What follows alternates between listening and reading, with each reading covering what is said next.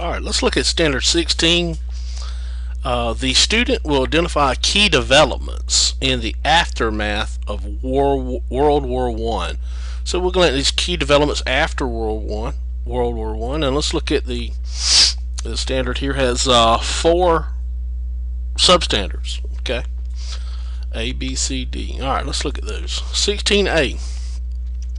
Explain how rising communism and socialism in the United States led to the Red Scare and immigrant restriction. So we're going to be looking at here Red Scare of the 1920s and how in the Red Scare we limited or restricted immigration from Southern and Eastern Europe. And our elements are socialism and communism, how they rose, their rising popularity in the United States, the Red Scare of the 1920s and immigration restriction. Social and political interactions are the themes. In 1917, during World War One, Russia was had a revolution, and it's called the Bolshevik Revolution. The Bolsheviks and the Mensheviks were fighting over who would have power control over Russia. And the Bolsheviks, which are the Reds, by the color of their flag, they were called the Reds, win. Vladimir Lenin, who became a dictator, communist dictator, and the Bolsheviks were communist. And they named Russia, renamed it United Soviet Socialist Republic, or the USSR, sometimes referred to as the Soviet Union. As a result of this communism, Americans are going to have this anxiety or fear of the spread of this type of thing happening here in the United States, revolution. Let's look at what communism is. Okay, in communism, based on Karl Marx's Communist Manifesto, was an economic system. Communism was an economic system where the people in society would cooperate and own everything mutually. There would be no governments, there would be no private property, no markets to sell goods in. Basically, with the good of the people, everybody would live together in harmony. Some people think this is a pipe dream. It really doesn't work. And so in the United States, we don't operate on communism, we operate on capitalism. And under capitalism, there's going to be haves and have-nots. You know, there's going to be private property, and people are going to invest in those private businesses, like Walmart is a private business, McDonald's, Verizon, Coca-Cola. All those are actually corporations, but people invest in those and they use it as a corporation, and they make a profit from this. They work hard, and the economic system is based on a free market. Supposedly we have a mixed economy with a little bit of socialism in it, and privately owned industry. There's producers and consumers, and there's a market where you can buy things from. In strict communism, you don't have that.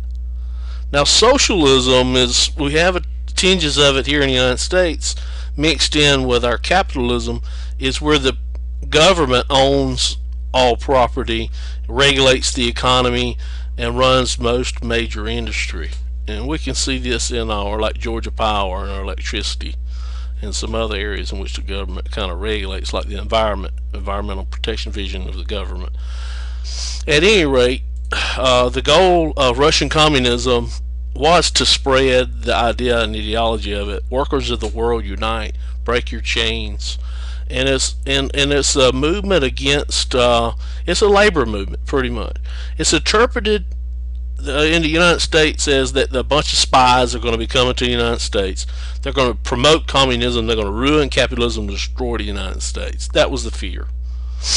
So this period where Communist Party like Eugene Debs here is taking off in the United States, it's a labor party, is scaring a lot of people, and all these unions and all these strikes and all these riots going on in the United States really kind of alarms a lot of Americans, causes them to become fearful that our country is going to be taken over by these communists, these socialists, anarchists, and all these people are threats to capitalism and the American way of life. And so the fear of the Red Scare, you know, that where Americans believe that communist sympathizers and other radicals were planning to undermine U.S. government. The labor unions were under attack a lot by these people here who felt that labor unions were attacking business, Therefore, they were communists. And a lot of people in labor unions are going to be labeled as communist. And people who are not American, people who come from Southern and Eastern Europe, Italians, those type of people, are going to be called un-American or red, referring to the color of the communist, or commies. They're going to be called commies. And with workers' unions and strikes, they're going to kind of cast them out as being communist. And what's going to happen to the number of unions in the United States in the 20s is going to decrease until the 1930s in LRB, and we're going to talk about that later. But there's going to be a decrease in the number of union membership in the United States because they're going to be associated with as communist or socialist. Here's an article that's very interesting, come from the Bainbridge Post-Searchlight, November 6, 1919, during the Red Scare. And this is an article from a butcher in New York City named Adolf Goebel. And he says that these union strikers, that butcher strikers, come to him, and he says he denounced the strikes as the first step in a Bolshevist movement to take over his plant in Brooklyn, New York.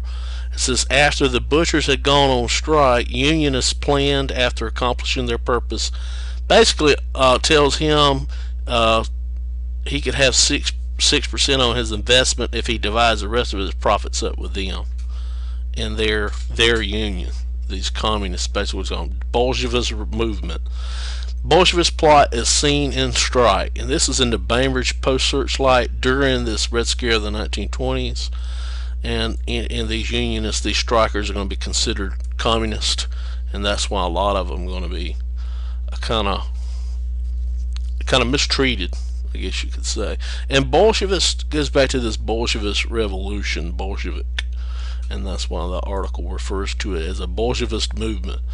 And here's a cartoon showing, the anti-labor type union strike type stuff, is that it causes disorder and riots. It's Bolshevism, murders, chaos. These cartoons, this Red Scare is painting these people. Here's one here. Here's a Bolshevism. This guy's pulling them down under. This is civilization. There's war in Europe, and it's burning because of all these anarchists and Bolshevists. That's why World War I happened. And here's United States solid ground. Here's these Bolshevik labor union strikists, all these people with socialist and communist ideas trying to pull civilization down. And here's one here, European anarchist, shows him by the Statue of Liberty, trying to blow it up. In other words, the destruction of America and civilization. Here's one here. This one we're going to talk about in just a second, how the eagle here is throwing out all this trash, is cleaning the nest, and the eagle represents the United States. Here's the red flag, this foreign radical here, the train coming, the American industry. He's trying to stop American industry, trying to stop business and capitalism. There's the symbolism there. We're going to come back to this symbolism here in a minute. Anyway, this all comes to a head in January 2nd, 1920, when the Attorney General, A. Mitchell Palmer, bust into people's offices and homes and arrest over 4,000 people without warrants that are foreign-born radicals. And even 500 of them, aliens, he deports them back to their home country without a court hearing, without a trial, without due process. And, this is looked on today with a lot of disgrace, but during this time, he boots them out. And here's the cartoon showing his Palmer raids.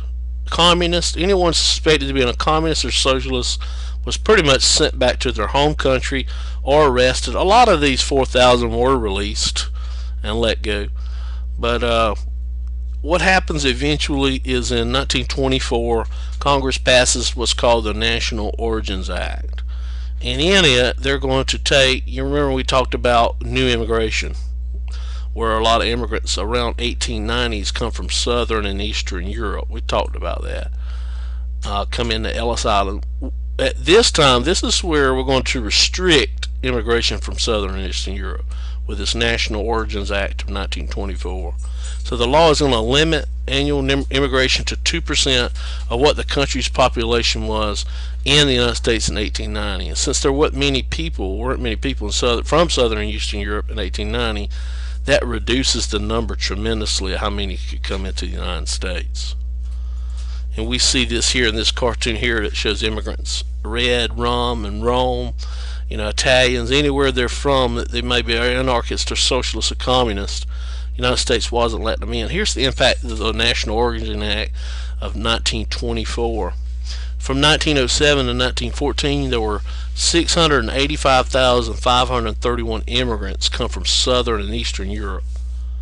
By the time this act of 1924, the National Origins Act, is passed, only 21,847 will be allowed into the country in that year. So, big time restriction on immigration coming from countries that are socialist, anarchist, or communist. We didn't want them in the country. So we see here that this eagle here throwing out the trash pretty much is the immigration restriction, and Palmer kicking out 500 aliens, sending them back to the country. So if we were to summarize here, we'd say that the first Red Scare of 1919-1920, this fear of communism, basically has three characteristics. We see the Bolshevik Revolution in Soviet Union, or Russia changed to the Soviet Union, USSR, where the communists come to power. And then we see industrial strikes in industries all across the United States to the point of rioting and violence.